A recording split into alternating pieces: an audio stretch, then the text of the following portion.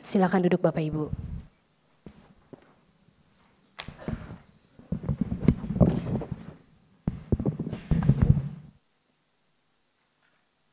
Shalom. Shalom.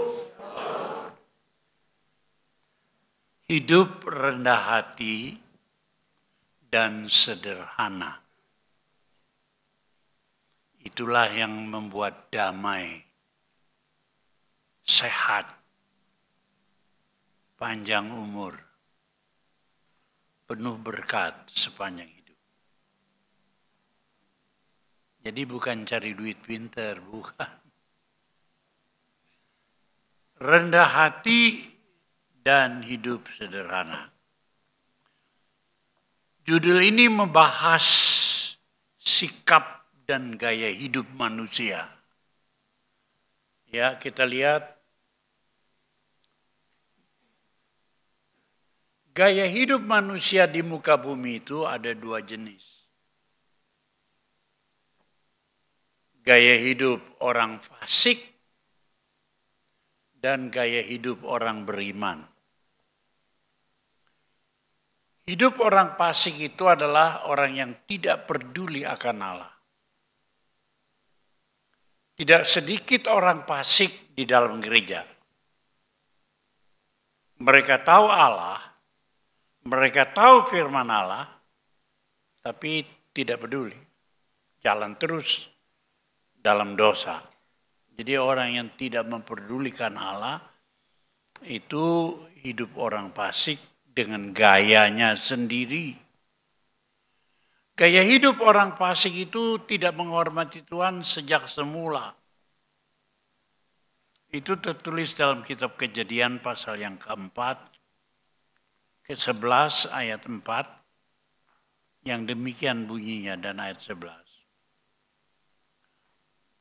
Juga kata mereka, mari kita dirikan bagi kita sebuah kota dengan sebuah menara yang puncaknya sampai ke langit. Hatinya itu begitu. Mau terus puncaknya ke langit. Dan mari kita cari nama. Ini saja. Jadi hidup manusia di dunia itu begitu. Mau nomor satu, mau terus tinggi, terus maju, puncaknya sampai ke langit dan cari nama. Ini sudah sekalian hidup yang pada waktu itu habis air bah. Sesudah air bah mereka tingkah lakunya begitu. Baru saja dunia ini dilenyapkan manusia semua, tinggal 8 orang. Nuh sekeluarga. Tapi keluar dari itu, mereka punya sifat dan watak begitu. Ini karena dosa yang ada dalam hidup kita, saudara sekalian. Itu sebabnya, saudara,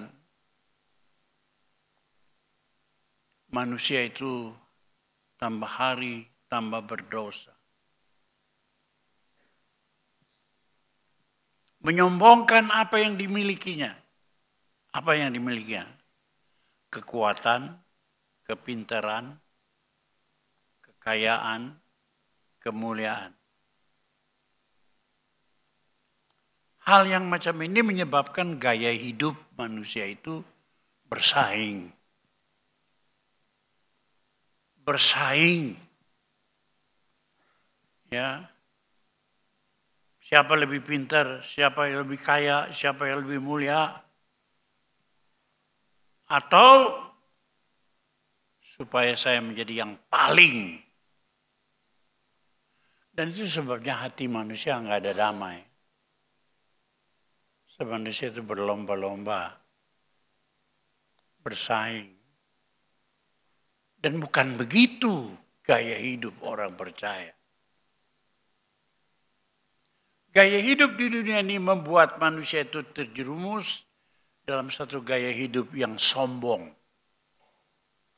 yang jumawa, Setiap orang ingin menonjolkan kelebihannya, kekuasaan dan kemuliaannya. Hidup yang jumawa ini sudah sekalian, yang merusak manusia. Dan yang saya sedih, orang Kristen terjerumus dalam gaya hidup yang sama seperti dunia.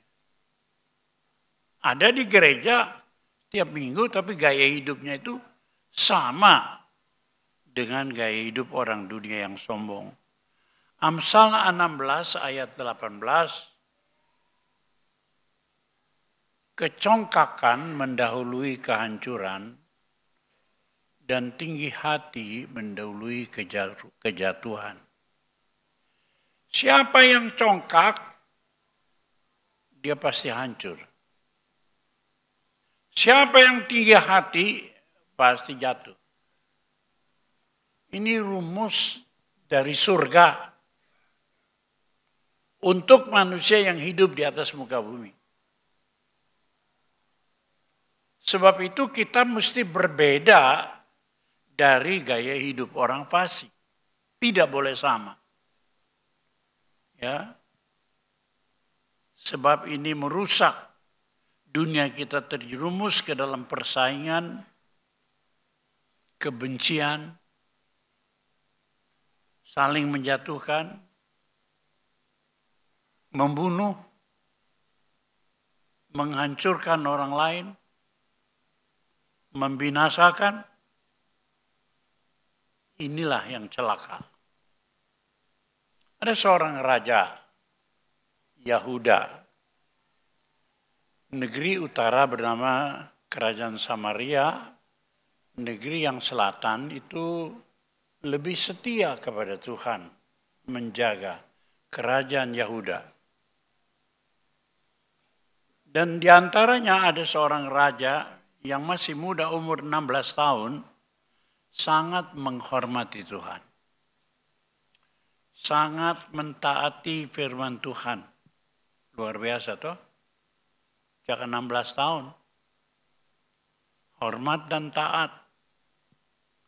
Tapi makin hari sesudah dia memperoleh apa yang diingini hatinya, sudah dicapainya, ya apa? Kehormatan, kekayaan, kemuliaan. Dulu sederhana, hatinya melekat kepada Tuhan. Tapi setelah dia mencapai keinginan hatinya, kekayaan, kemuliaan, dia mulai melupakan Tuhan. Lalu Tuhan yang mengangkat dia sampai kepada puncak kejayaan, keberhasilan, disangkalnya berubah setia. Karena itulah sudah sekalian kita membaca dalam 2 Tawarikh 26 ayat 16a berbunyi demikian. Setelah ia menjadi kuat, ia menjadi tinggi hati sehingga ia melakukan hal-hal yang merusak. Ia berubah setia kepada Tuhan Allahnya. Dulu sederhana, dulu miskin, ikut perlombaan dunia, bukan perlombaan ke atas, perlombaan ke bawah. Jadi tinggi hati, ya. Setelah itu berubah setia, sehingga ayat 21, Raja Uzia sakit kusta sampai pada hari matinya. Dan sebagai orang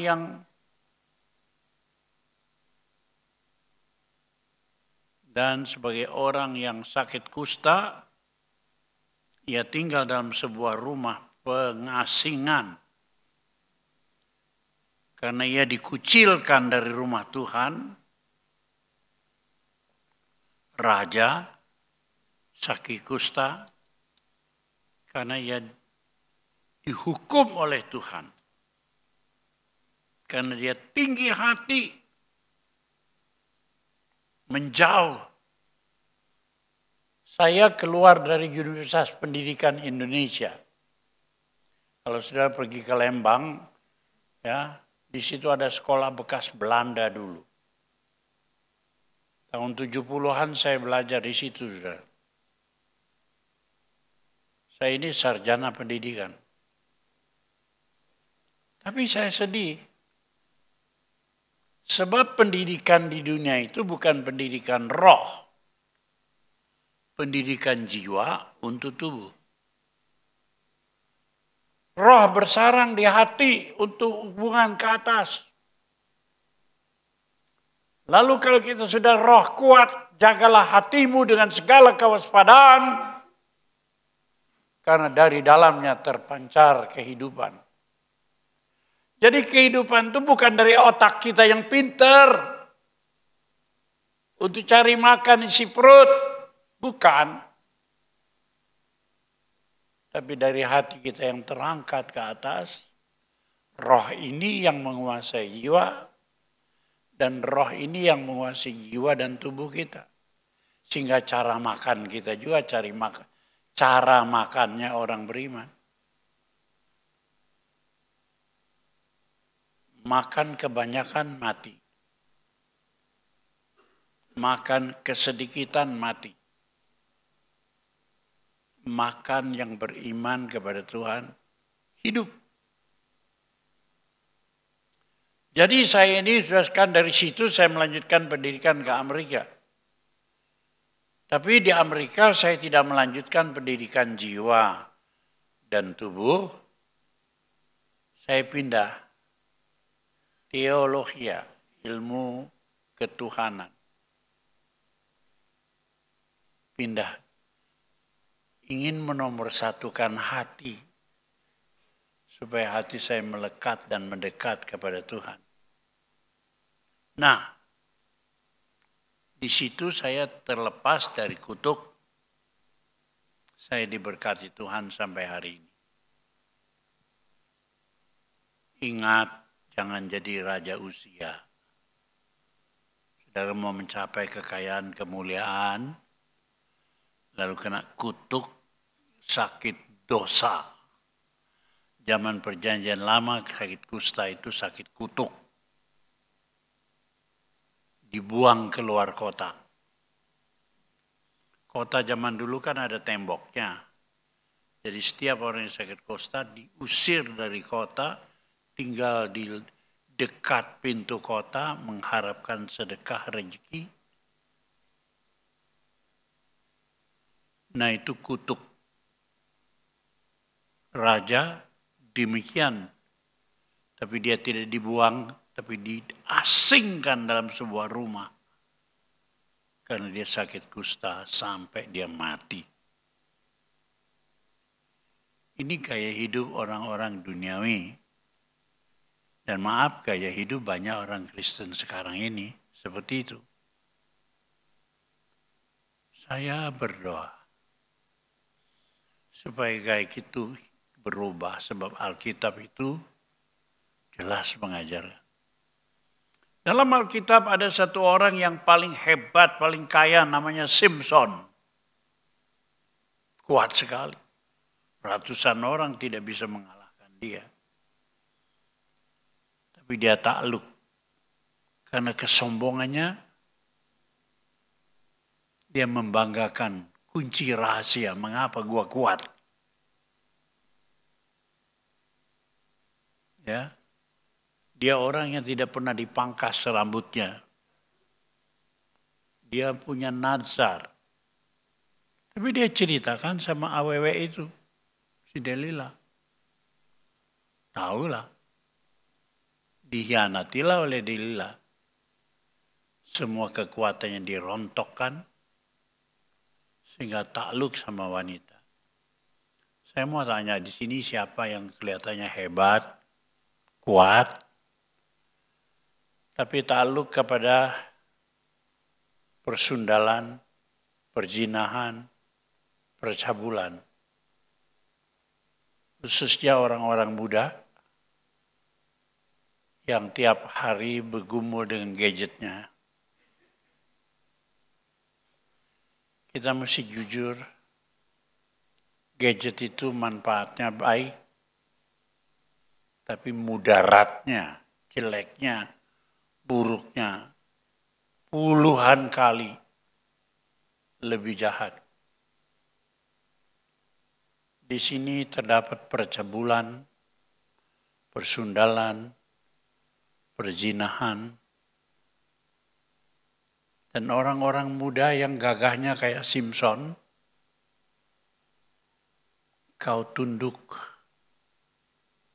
kalau kau tidak bisa melepaskan ini dari pikiran perasaanmu. Sekarang banyak sakit jiwa yang diakibatkan karena percabulan, ingin percabulan, ingin persundalan seperti yang ini. Dan ini merusak orang. Khususnya buat orang muda, kalau kau tidak bisa melepaskan dirimu sekarang dari perkara-perkara itu, kau adalah bernasib buruk. Kau mengidap sakit kusta, kutuk Allah. Mari saudara rendah hati,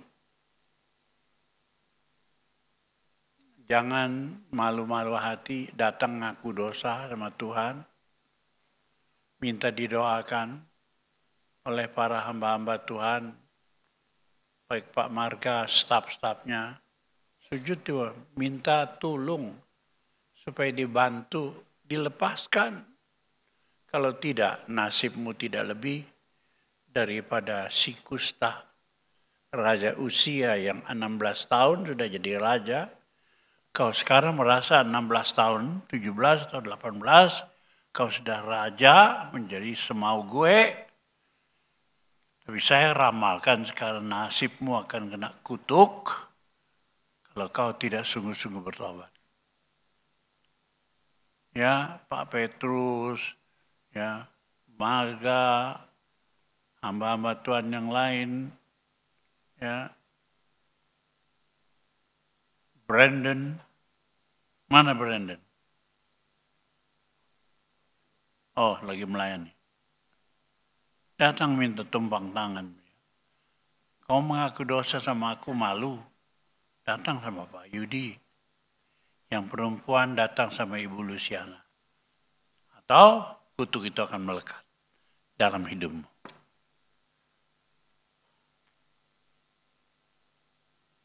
Mari kita tunduk kepala sebentar. Bapak, kami punya gadget,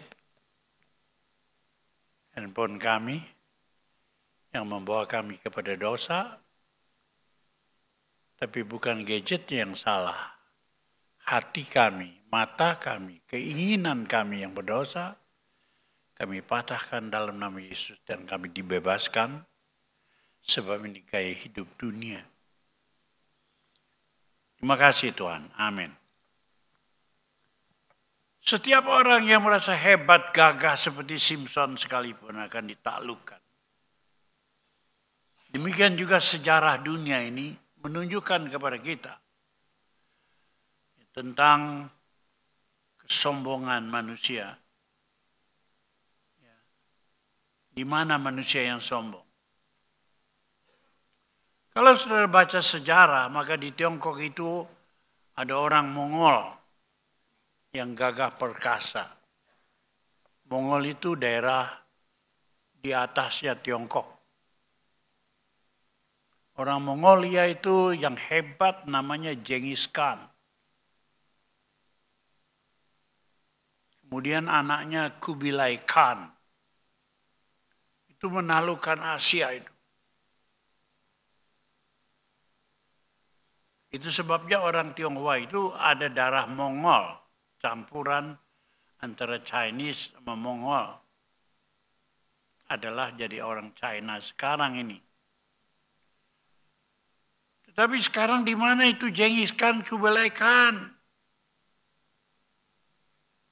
Di mana itu saudara sekalian?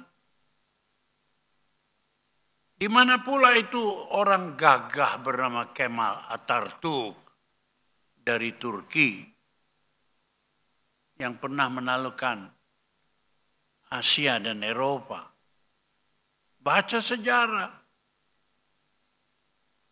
Di mana pula Napoleon Bonaparte dari Perancis. Manusia yang hebat, tapi sombong. Merasa dirinya paling hebat. Dia menaklukkan semua. Dia mau menyerang Rusia. Penasihatnya bilang, jangan tuanku. Ini sekarang menjelang musim dingin. Salju yang tebal akan turun. Tapi karena dia merasa hebat, merasa sombong, dia menyerbu Rusia.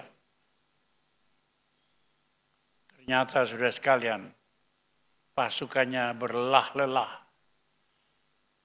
Pasukannya diserang sama salju yang bertumpuk-tumpuk. Di situ kelemahannya. Sehingga Napoleon kalah. Akhirnya Napoleon terbuang ke Pulau Elba. Mati sebagai pecundang. Riwayat orang sombong selalu begini. Tinggi hati itu mendahului kejatuhan. Siapa yang tinggi akan direndahkan. Napoleon juga begitu. Terakhir Mao Zedong. Orang paling kuat. Sudah kerajaan-kerajaan Tiongkok runtuh dan diruntuhkan.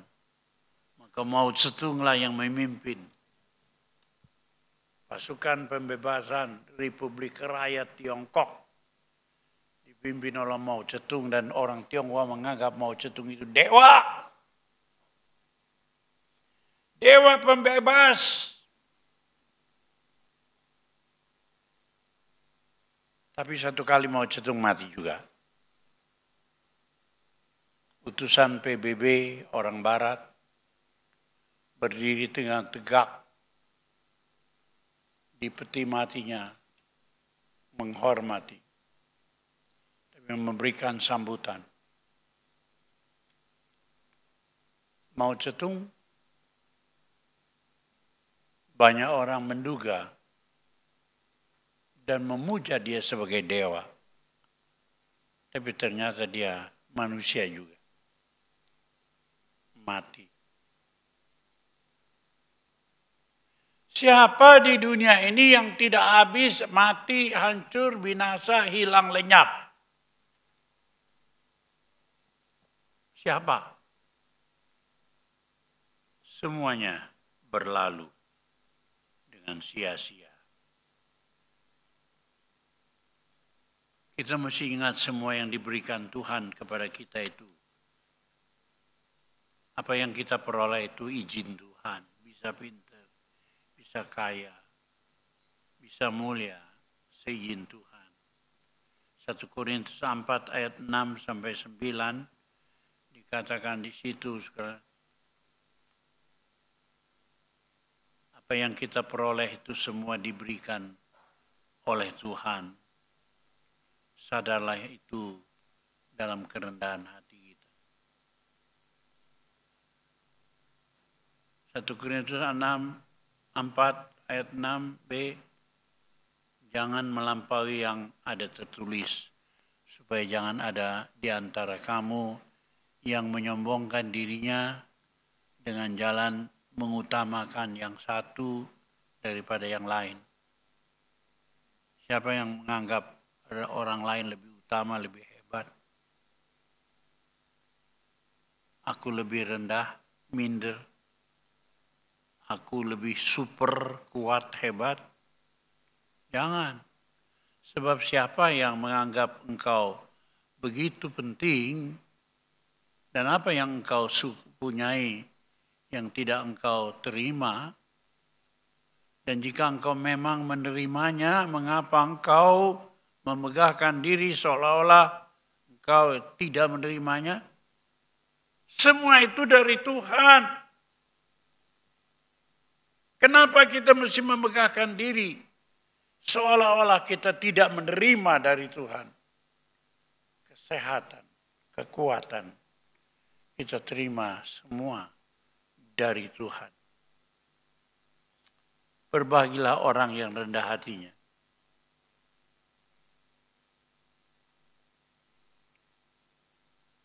Orang yang rendah hati itu bukan menyombongkan begitu. Setiap orang yang merasa dirinya lebih dari orang lain, itu orang sombong. Meskipun dia tidak ngomong. Suka membanding-bandingkan diri kita dengan orang lain, baik hartanya, baik kecantikannya, kegantengannya, kepinterannya, apa saja suka dibanding-bandingkan. Seolah-olah saya lebih. Tuhan Yesus, dia adalah pelopor dan teladan hidup tentang kerendahan hati. Pelopornya namanya Yesus.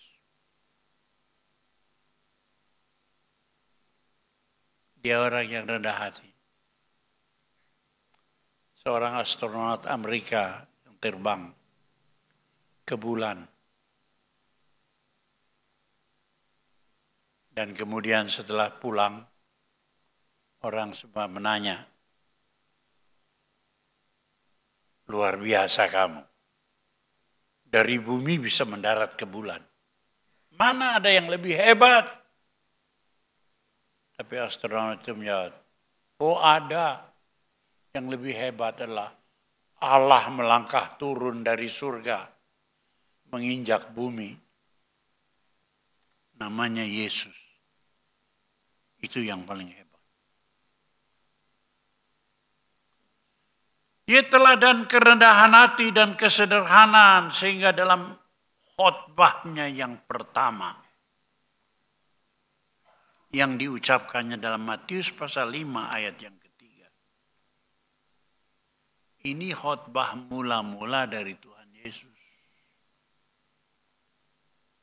Bunyinya begini.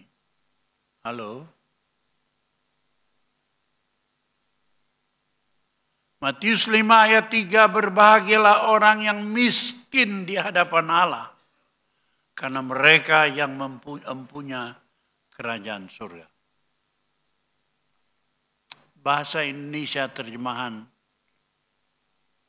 baru, versi 1. Berbahagialah orang yang rendah hatinya. Berbahagialah orang yang miskin di hadapan Allah. Orang itu rendah hati dan merasa miskin. Enggak punya apa-apa. Bukan seperti dunia ini berlomba-lomba. Pak sombong-sombong, pak pinter-pinter, pak ganteng-ganteng. Semua diperlombakan. Tapi berbahagialah orang yang rendah hati. Orang yang merasa miskin di hadapan Tuhan nggak punya apa-apa. Karena ia yang mempunyai kerajaan surga. Definisi kerajaan surga Roma 14 ayat 17. Sebab kerajaan Allah bukan soal makan dan minum. Yang kita perlombakan bukan makan, minum, gengsi, pangkat, hormat. Ini yang kita perlombakan di dunia ini. Tapi kerajaan surga itu bukan soal itu. Tetapi soal kebenaran, benar, Yohanes 17 ayat 17, firman Tuhan kebenaran. Firman Tuhan kebenaran. Jadi siapa yang berlomba-lomba dalam kebenaran, mentaati firman Tuhan, maka dia dapat damai sejahtera, dan akhirnya sukacita oleh Roh Kudus. Saya hidupnya mencari ini. Sejak saya umur 16 tahun setengah dibaptis, umur 17 tahun saya penuh Roh Kudus, ini hati membara dengan roh. Tidak ada percabulan, tidak ada persembahan. Dengar orang muda, zaman dulu saya sudah sekali sebelum bertobat nonton film 2-3 kali seminggu. Kadang-kadang keluar dari bioskop ini, Marilyn Monroe. Saya pindah nonton bioskop yang lain, Lintai, Xiaoqie. Pindah lagi ke bioskop yang lain, Pier Angeli. Bom seks tahun 50-an, Marilyn Monroe. Yang akhirnya mati bunuh diri. Itu yang saya sukai. Tapi setelah saya menjadi Kristen, saya tabu, nggak mau masuk bioskop. Orang bilang fanatik sekali. Sekarang orang Kristen sekarang mau melihat percabulan persundalan di sini. Nggak ada batasnya. Saya berdoa supaya saudara dibebaskan dari percabulan persundalan, perzinahan, belajarnya dari sini. Kita mesti dibebaskan. Tuhan bilang berbahagialah orang yang rendah hatinya, tidak sombong. Tidak merasa kaya tapi merasa miskin di hadapan Allah. Karena ia mempunyai kerajaan surga. Kita belajar dari Yesus. Tuhan Yesus dalam Filipi 2 ayat 6-8 dia berkata begini. Ya. Yang walaupun dalam rupa Allah tidak menganggap kesetaraan dengan Allah itu sebagai milik yang harus dipertahankan. Dia Allah, tapi tidak ongkang-ongkang, gua mah Allah, gua mah hebat penguasa langit dan bumi. Enggak. Tidak membanggakan, tidak mempertahankan kealahannya. Demi keselamatan kalian dan saya, demi keselamatan orang berdosa, dia meninggalkan kealahannya, kemuliaannya itu, dan kemudian melainkan telah mengosongkan dirinya dan mengambil rupa seorang hamba menjadi sama dengan manusia. Allah, penguasa langit dan bumi, menghampakan dirinya demi Anda orang berdosa. Supaya Anda jangan masuk neraka. Supaya saya tidak masuk neraka. Tapi memperoleh warisan kerajaan Allah. Luar biasa. Ya. Tidak mempertahankan kealahannya. Jadi manusia. Mengosongkan dirinya. Manusia jadi seorang hamba bukan Tuhan. Dan dalam keadaan sebagai manusia ia telah merendahkan dirinya. Taat. Bukan manusia pemberontak, keras hati. Bahwa maunya sendiri. Manusia yang taat. Taat sampai mati. Matinya di kayu salib. Orang taat itu sudah merundukkan diri. Tapi kalau taat sampai mati, aduh. Tapi lebih lagi daripada mati, matinya di kayu salib. Alkitab bilang mati tersalib itu mati terkutuk di antara langit dan bumi. Memang Yesus mati terkutuk untuk memikul dosamu dan dosaku. Supaya kita semua dibebaskan. Dipikulnya kutuk. Yesaya 55 dikatakan. Kukira cambuk itu menghancurkan dia, padahal dosa kita yang ditanggungnya. Saudara-saudara, kerendahan hati adalah pokok dasar daripada semua sifat. Ingat, pokok dasar semua sifat. Sifat baik macam apa juga mulai dari kerendahan hati. Enggak ada orang baik kalau enggak rendah hati. Enggak ada orang sabar kalau tidak rendah hati. Enggak ada orang yang berkemurahan kalau tidak rendah hati. Jadi rendah hati itu ibunya dari semua sifat baik. Beda sama dunia yang berlomba-lomba memikirkan bahwa kekayaan adalah sumbernya hidup. Memang betul. Hidup di dunia yang berakhir maut. Bukan hidup kekal yang ditawarkan Tuhan kepada kita. Kita ada di sini untuk mengejar hidup yang kekal. Berpikir ke atas, bukan ke bawah. Kerendahan hati inilah ibu dari semua sifat baik yang harus dimiliki setiap orang yang merindukan bahagia dunia dan bahagia kekal. Saudara pikir saya ini belajarnya apa?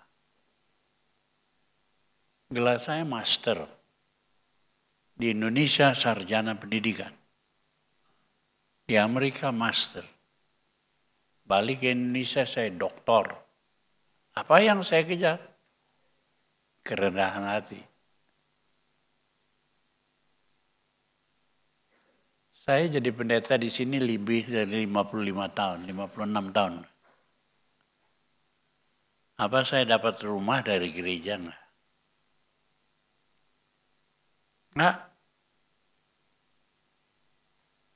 Rumah yang saya punya di Kebun Manggu itu, rumah kayu, berloteng kayu, kamarnya kamar kayu.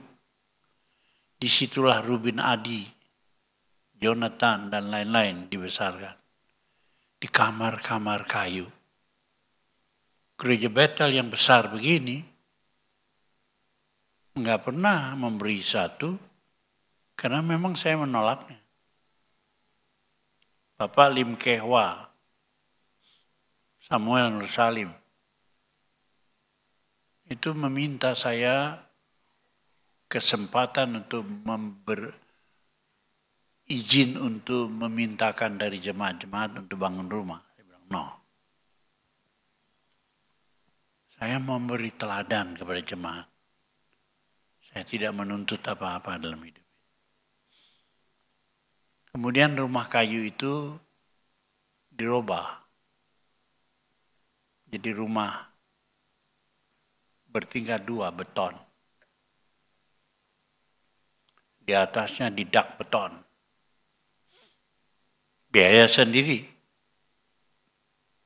Enggak ada. Tapi dak beton itu bocor.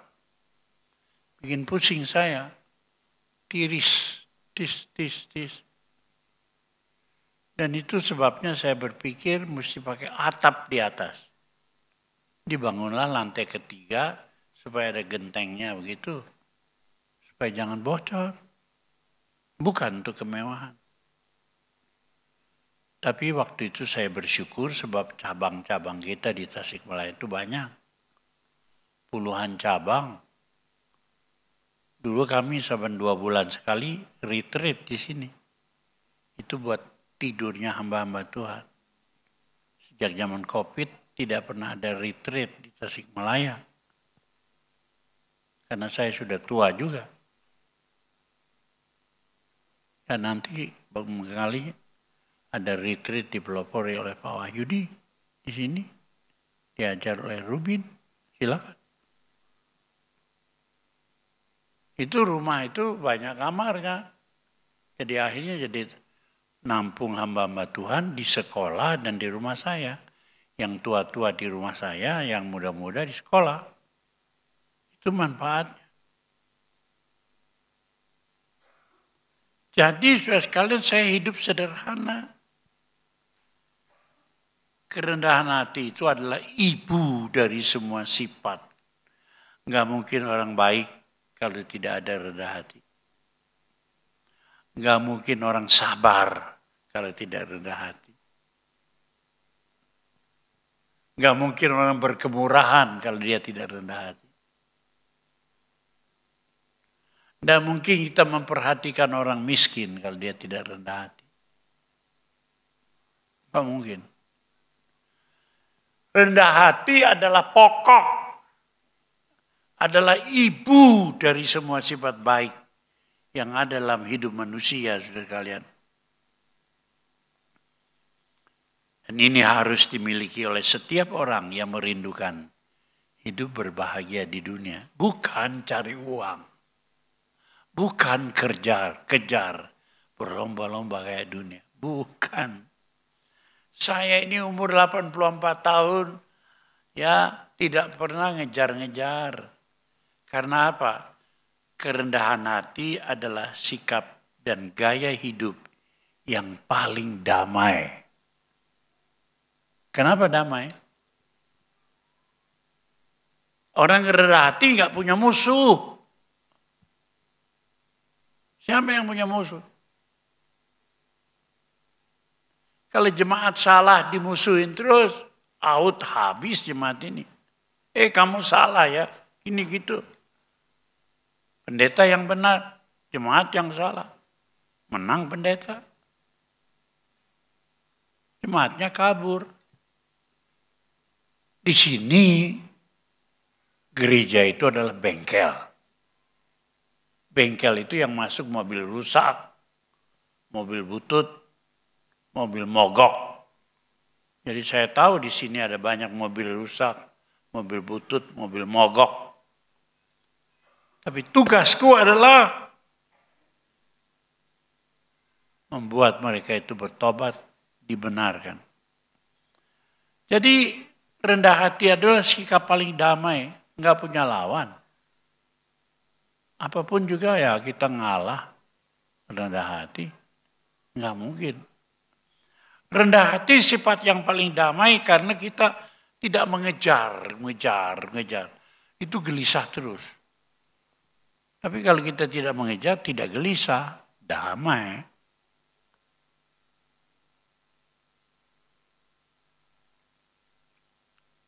Rendah hati itu pengakuan bahwa kita tidak berarti apa-apa tanpa Tuhan.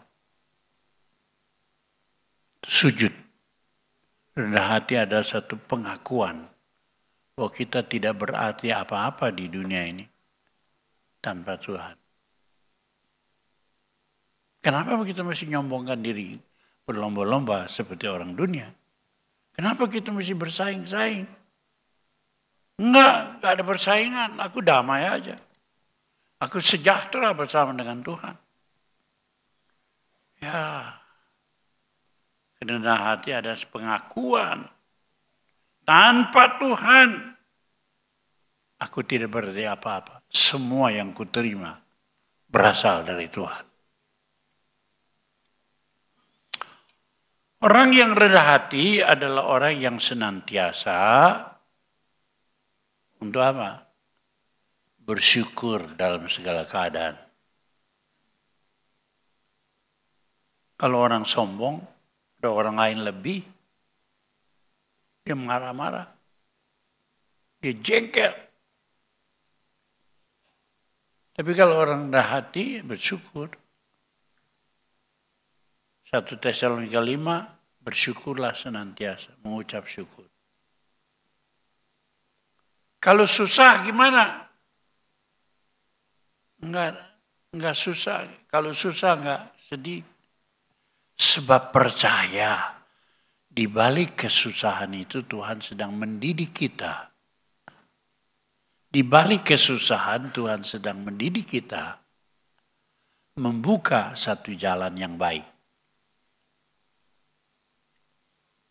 Ada orang, saudara sekalian, jadi penjaga sekolah, si bapak itu. Menjadi penjaga sekolah.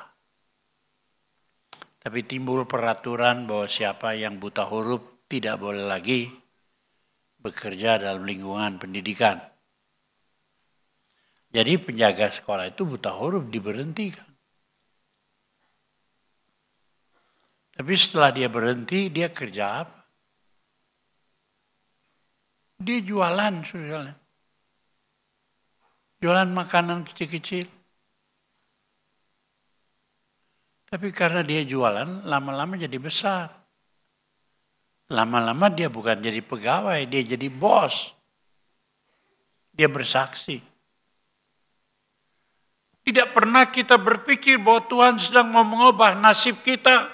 Ditutupnya pintu yang lama, pintu yang sederhana. Dibukanya pintu yang baru, pintu yang lebih besar, lebih luas dan banyak berkat. Oh, luar biasa. Karena itu kalau kita melihat kesulitan datang, kita mesti percaya. Kalau kita hidup kudus, kesulitan itu adalah jalan Tuhan untuk memperbaiki nasib kita. Bukan kesulitan karena dosa. Bukan kesulitan karena keserakahan. Tapi kesulitan Tuhan sedang memproses hidup kita. Jangan sedih. Jangan protes. Tapi itu proses. Tunggu dengan sabar. Pembaharuan yang dari Tuhan. Orang yang rendah hati itulah mereka yang hidup sederhana. Jauh dari hura-hura dan poya-poya dunia. Jauh dari hedonism. Hidupnya sederhana. Itu dimulai dari rendah hati. Enggak ada orang yang hidup sederhana kalau dia sombong. Orang yang hidup sederhana itu dimulai dari rendah hati. Tapi dari rendah hati itu mereka tenang. Jantungnya tidak nyut-nyutan. Siapa di sini suka jantungan? Orang kaget, terkejut itu jantungan, kata orang Sunda. Kalau sering-sering jantungan pasti matinya sakit jantung. Sebelum sakit jantung, darah tinggi, kencing manis, sakit jantung, itu saudaranya, sepupunya. Karena itu sudah sekalian mari kita rendah hati. Dan orang yang rendah hati itu adalah orang yang bisa berdoa dengan tulus. Ketika Tuhan Yesus mengajarkan doa Bapa kami. Ya, kita baca doa Bapa kami. Karena itu berdoalah demikian. Bapa kami yang di surga, dikuduskanlah namamu. Saudara kalau berdoa minta berkat. Yang pertama itu mengkuduskan nama Tuhan. Bagaimana kudus? Hidupmu, hidupku harus kudus di hadapan. Bersih dari dosa-dosa. Hawa nafsu, percabulan, persundalan, bersih. Keserakahan, keinginan mata, keinginan daging. Apa sih keinginan daging itu? Kawin 3 kali, kawin 7 kali, itu keinginan daging. Yang disebut orang sekarang kawin-kawinan, bukan bininya juga dikawin. Itu keinginan daging. Keinginan mata, apa saja yang dilihat ingin. Sudah tahu tas bermerek yang paling mahal. Ada satu ibu di Bangkok, kaya raya. Hadiah anaknya sudah sekalian. 100 juta. Hadiah kawinnya aja. Tapi mantunya belikan tas harganya 60 juta. Satu tas. Mertuanya sedih. Masa aku nyumbang 100 juta cuma beli tas 60 juta. Padahal tas-tas di Indonesia tidak sedikit yang lebih bagus. Tas Elizabeth banyak, tas Garut banyak. Kulitnya bagus, betul-betul bagus. Kulit kambing, kulit sapi, bagus-bagus. Tapi enggak bermerek katanya. Itu orang-orang gila, orang-orang bodoh. Yang dikejar mereknya. Siapa di sini yang turut gila? Gila merek. Beli baju bermerek. Siapa itu? Bertobatlah engkau. Sebab doa itu terus, doanya, datanglah kerajaanmu. Tuhan jadi raja dalam hidupku. Bukan keinginanku. Bukan aku harus jadi maju, hebat, cari nama. Engkau. Jadilah kehendakmu di bumi seperti di sorga. Kehendakmu Allah. jadi di bumi ini. Jadi dalam hatiku, dalam hidupku. Seperti di sorga. Jujurkah saudara jadi orang Kristen? Mengutamakan kehendak Allah atau kehendakmu sendiri? Next. Berikan kami pada hari ini makanan kami yang secukupnya. Baru kita minta rezeki. Rezekinya bukan supaya tahan 10 tahun. Tahan 20 tahun. Saya membaca ada 5 negeri yang sedang mempersiapkan kalau perang atom, perang hidrogen. Jadi 5 negeri ini, Kanada, Swiss, ya, Amerika, ada 2 lagi. Yang kalau dibom, nggak apa-apa. Katanya. Tapi dia tidak tahu bom yang dari Allah atas kehidupan mereka. Cuma takut bom nuklir aja. Tapi kalau kita rendah hati, sudah sekalian, jadilah kehendakmu. Seperti di bumi ini, seperti di sorga. Kalau kita mendahulukan kehendak Allah, perlindungan dari Allah, jadi kita tidak mengejar makanan yang segudang atau 10 tahun secukupnya. Tapi kalau Tuhan beri lebih dari secukupnya, waduh, sukacitanya luar biasa. Jangan mengharapkan 10 juta secukupnya Tuhan. Kalau 1 juta cukup, puji Tuhan. Tapi tiba-tiba Tuhan kasih 2 juta. Aduh Tuhan, aku cuma minta secukupnya. Tapi Tuhan kasih 2 kali lebih besar daripada secukupnya. Itu sukacita kita dalam hidup. Nah kalau kita demikian, hidup kita sederhana, ya, itu satu pencapaian akhir tentang sikap hidup. Jadi sikap hidup, pencapaian terakhir dari orang yang rendah hati adalah hidup sederhana. Saudara bisa membuktikan bahwa saudara sudah mencapai akhir daripada kehendak Allah dalam gaya hidup adalah saudara hidup sederhana. 1 Timotius 6 ayat 6 sampai 9 bunyinya demikian. Memang ibadah itu kalau disertai rasa cukup memberi keuntungan besar. Siapa di sini sambil beribadat rasa kurang, tidak untung, buru-buru. Sifat buru-buru itu saya lihat.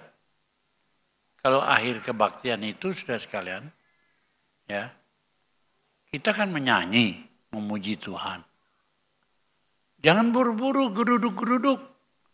Mulai sekarang gereja kita mesti punya aturan. Sebelum habis nyanyian pujian akhir, yang di atas itu bukan geruduk-geruduk, stop di bukan tangga. Stop menghormati Tuhan. Stop menghormati orang lain.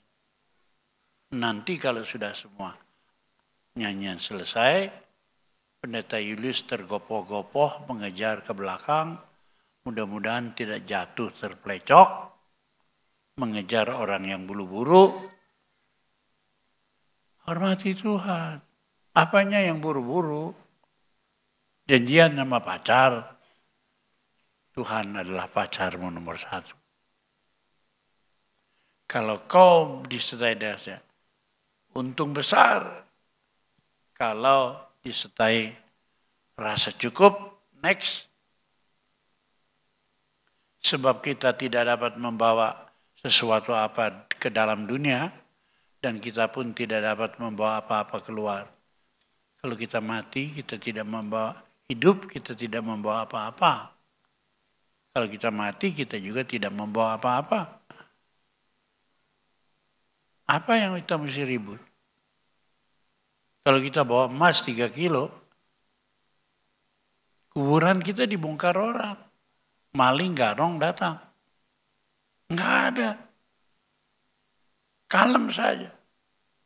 Next. Asal ada makanan dan pakaian. Cukup.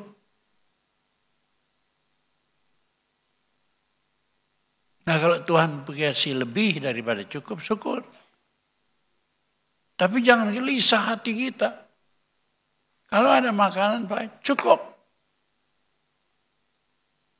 Tapi juga jangan malas. Jangan tidak bekerja. Jadi rentenir. Jadi lintah darah. Makan darahnya orang. Bekerja yang halal. Tuhan akan memberkati hidup kita. Karena itu hidup yang sederhana itu, saudara sekalian, ya. Ayat 9. Tetapi mereka yang ingin kaya terjatuh ke dalam pencobaan, ke dalam jerat, dan ke dalam berbagai-bagai nafsu yang hampa, dan yang mencelakakan, yang menenggelamkan manusia ke dalam keruntuhan dan kebinasaan. Semua kita baca ini. Bersuara lambat-lambat. Lambat. 2, 3. Tetapi mereka yang ingin kaya terjatuh ke dalam pencobaan, ke dalam jerat, dan ke dalam berbagai-bagai nafsu yang hampa dan yang mencelakakan, yang menenggelamkan manusia ke dalam keruntuhan dan kebinasaan. Sebab itu hiduplah sederhana. Melekat kepada Allah dalam firman-Nya. Suka baca Alkitab. Suka berdoa. Orang Kristen yang tidak tahu baca Alkitab, Kristen yang munafik, Kristen yang fasik, tidak mempedulikan Allah. Apa Anda kira dengan datang ke gereja udah selamat masuk surga? Baca Alkitabmu. Berdoa bukan minta-minta, tapi berdoa memuja Allah. Dikuduskan namamu. Datanglah kerajaanmu. Jadilah kehendakmu. Kalau saudara sungguh-sungguh demikian, Anda yang empunya kerajaan surga. Amin.